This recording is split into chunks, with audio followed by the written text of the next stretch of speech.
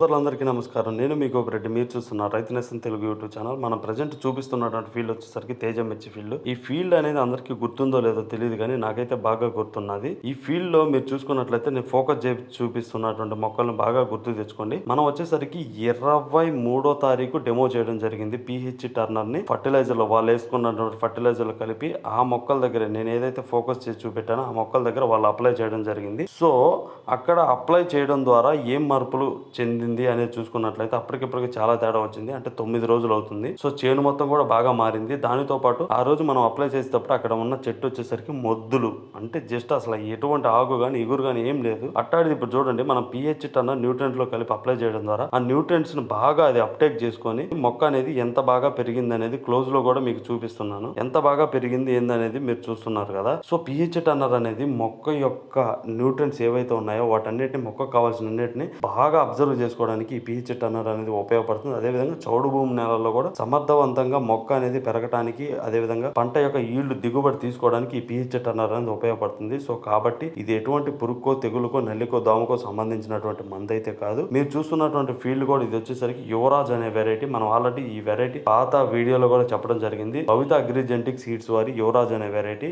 ఈ వెరైటీకి సంబంధించి field days కూడా మనం త్వరలో కండక్ట్ చేస్తాము. అదేవిధంగా పిహెచ్ టర్నర్ ని మాత్రం ప్రతి ఒక్కరు రైతు సోదరులందరూ వాడడం మాత్రం అస్సలు మర్చిపోవద్దని నేను మనసారా కోరుకుంటున్నాను. ఈ రీల్ మీ అందరికీ నచ్చినట్లయితే తోటి రైతులందరికీ షేర్ చేస్తారని, దానితో పాటు ఒక లైక్ బటన్ని ప్రెస్ చేస్తారని మనసారా కోరుకుంటున్నాను. Thank you so much.